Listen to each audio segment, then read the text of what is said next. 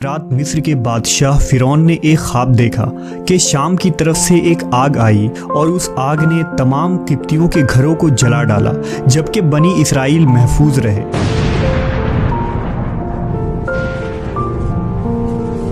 دہشت کے عالم میں بیدار ہونے کے بعد فرعون نے تمام کاہنوں اور نجومیوں کو جمع کر کے اپنا خواب بیان کیا۔ نجومیوں نے اسے بتایا کہ بنی اسرائیل میں ایک بچہ پیدا ہوگا جو فرعون کی بادشاہت کو ختم کرے گا۔ وہ بچہ کون تھا اور اس نے فرعون کی بادشاہت کا خاتمہ کر کے مصر کی تاریخ کو کیسے بدل ڈالا؟ اس ویڈیو میں ہم فرعون کے اس خواب اور اس پراسرار بچے کے متعلق جانیں گے۔ فرعون خدائی کا دعویدار اور بڑا ظالم و جابر بادشاہ تھا۔ اس نے بنی اسرائیل کو اپنا غلام بنا رکھا تھا، حالانکہ وہ حضرت یوسف علیہ السلام کے زمانے سے وہاں رہا کرتے تھے۔ حضرت یوسف نے اپنے والد حضرت یعقوب اور اپنے بھائیوں کے لیے زمین کا ایک حصہ اس وقت کے فرعون بادشاہ ریان بن ولید سے حاصل کیا تھا۔ حضرت یعقوب کی یہی نسل بنی اسرائیل کہلائی جو مصر میں خوب پھلی پھولی۔ یہ لوگ حضرت یعقوب کے دین کے پیروکار تھے، لہٰذا اس وقت اللہ کے نزدیک یہ سب سے بہترین جماعت تھی۔ انہوں نے فرعون کو سجدہ کرنے اور اسے اپنا رب ماننے سے انکار کر دیا تھا۔ اسی وجہ سے بادشاہ اور اس کے حواری ان پر ظلم و ستم کے پہاڑ ڈھاتے اور ان سے گھٹیا کام کرواتے تھے۔ فرعون نے جب اپنا خواب کاہنوں اور نجومیوں کو بتایا تو انہوں نے اس کی تعبیر یہ بتائی کہ بنی اسرائیل میں ایک بچہ پیدا ہوگا اور اس کے ہاتھوں اہل مصر کی ہلاکت ہوگی۔ بنی اسرائیل کے یہاں بھی شروع سے ہی یہی بات مشہور تھی، لہٰذا اس خواب کے بعد وہ مزید فکر مند ہو گیا اور اس نے حکم جاری کر دیا کہ بنی اسرائیل میں پیدا ہونے والے تمام لڑکے قتل کر دیے جائیں۔ اس حکم کے مطابق فرعون کے حواری اور اس کے سپاہیوں نے ہر ممکن قدم اٹھایا تاکہ کوئی بھی نومولود لڑکا زندہ نہ بچ پائے، لیکن اللہ کے فیصلے اٹل ہوتے ہیں۔ دیکھتے ہی دیکھتے بنی اسرائیل کے ہزاروں نومولود بچے ذبح کر دیے گئے۔ پھر ایک وقت وہ آیا کہ جب قبطی سرداروں نے فرعون سے کہا کہ اگر بنی اسرائیل کے لڑکوں کا اسی طرح قتل عام ہوتا رہا تو ہمیں آئندہ خدمت گار ملنا مشکل ہو جائیں گے، اور پھر ہمارے یہ کمتر، گھٹیا اور غلیظ کام کون کرے گا؟ اس پر فرعون نے حکم جاری کیا کہ 1 سال چھوڑ کر بچے قتل کیے جائیں۔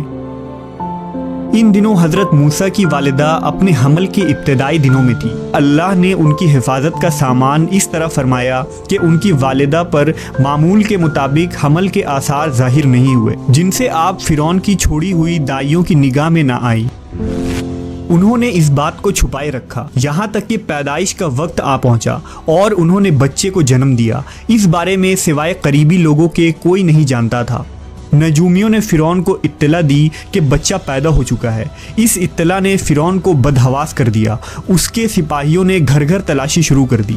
حضرت موسیٰ کے بھائی حضرت ہارون سال امان میں پیدا ہوئے تھے، جبکہ حضرت موسیٰ قتل والے سال میں پیدا ہوئے۔ حضرت موسیٰ کے والدین سخت پریشان تھے۔ 3 مہینے تک انہوں نے حضرت موسیٰ کو چھپا کر رکھا، لیکن زیادہ عرصہ تک بچے کو شاہی جاسوسوں کے نظروں سے چھپا کر رکھنا ممکن نہ تھا۔ پھر بھی وہ اپنی پوری کوشش کرتی رہی، یہاں تک کہ ان کے پاس اللہ کا حکم آ گیا۔ یہ حکم اللہ نے ان کے دل میں ڈالا تھا، یعنی القاء کیا تھا۔ حضرت موسیٰ کی والدہ کے دل میں خیال آیا کہ تابوت کی طرح ایک صندوق بنایا جائے اور اس بچے کو اس صندوق میں رکھ کر دریائے نیل کے بہاؤ پر چھوڑ دیا جائے۔ حضرت موسیٰ کی ماں نے اللہ کے حکم کے مطابق بچے کو صندوق میں رکھا اور دریا میں چھوڑ دیا۔ ساتھ ہی موسیٰ علیہ السلام کی بہن سے کہا کہ تم اس کے پیچھے پیچھے چلتی جاؤ۔ لہٰذا وہ دریائے نیل کے موجوں میں چلے اور ان کی بہن کنارے کنارے چلی، اپنے بھائی کی نگرانی کرتی جا رہی تھی کہ دریا میں ڈالنے کے بعد وہ کہاں جاتے ہیں۔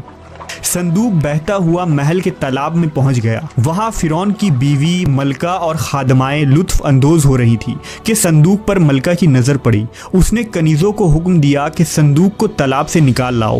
صندوق کھولا گیا تو اس میں ایک حسین اور تندرست بچہ آرام سے لیٹا ہوا انگوٹھا چوس رہا تھا۔ ملکہ بہت خوش ہوئی، اس کی آنکھوں میں ممتا اتر آئی۔ شفقت و محبت سے بچے کو گود میں لے لیا۔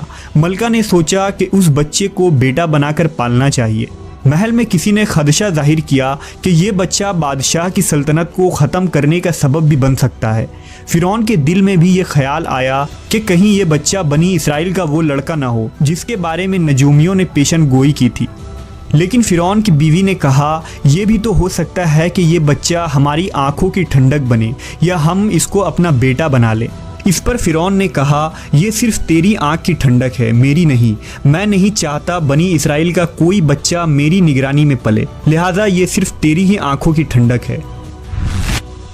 حضرت ابن عباس فرماتے ہیں کہ اگر فرعون یہ بات کہہ دیتا کہ یہ میری بھی آنکھوں کی ٹھنڈک ہے تو اللہ تعالیٰ اسے ہدایت دے دیتا، لیکن اس نے یہ کہا کہ یہ صرف تیری آنکھوں کی ٹھنڈک ہے۔ ملکہ نے اس بچے کا نام موسیٰ رکھا، جس کے معنی ہیں وہ شخص جو پانی سے نکالا گیا ہو۔ بچے کو جب محل میں لے جایا گیا تو اس نے دودھ کے لیے رونا شروع کر دیا۔ بچے کے پاس دودھ پلانے والیاں لائی گئیں، لیکن بچے نے کسی عورت کا بھی دودھ نہ پیا۔ جو عورت بھی آپ کو دودھ پلانے کی کوشش کرتی ناکام ہو جاتی۔ ادھر موسیٰ علیہ السلام کی بہن دور کھڑی یہ سب دیکھ رہی تھی۔ موسیٰ علیہ السلام کی بہن نے فرعون کی بیوی سے کہا کیا میں تمہیں ایسا گھر نہ بتاؤں جو اس بچے کی تمہارے لیے پرورش کرے اور اس بچے کی خیرخواہ ہو، اس لیے کہ وہ ایک غریب گھرانہ ہے۔ جب انہیں معلوم ہوگا کہ یہ بچہ فرعون کے گھر سے آیا ہے تو انہیں انعام و اکرام ملنے کی امید رہے گی۔ اس گھر میں نیک سیرت خاتون ہے، وہ اس بچے کو بخوشی دودھ پلانا قبول کرے گی۔ فرعون کی بیوی نے کہا چلو ٹھیک ہے، لہٰذا آپ کی بہن انہیں گھر لے کر آئی۔ والدہ محترمہ نے بچے کو دودھ پلایا تو آپ نے فوراً دودھ پینا شروع کر دیا۔ اب چونکہ بچے نے کسی اور کا دودھ پینا قبول نہیں کیا تھا، اس لیے وہ خود بچے کو لے کر آتے تھے۔ اس طرح موسیٰ علیہ السلام کی والدہ کا بے حد احترام ہونے لگا۔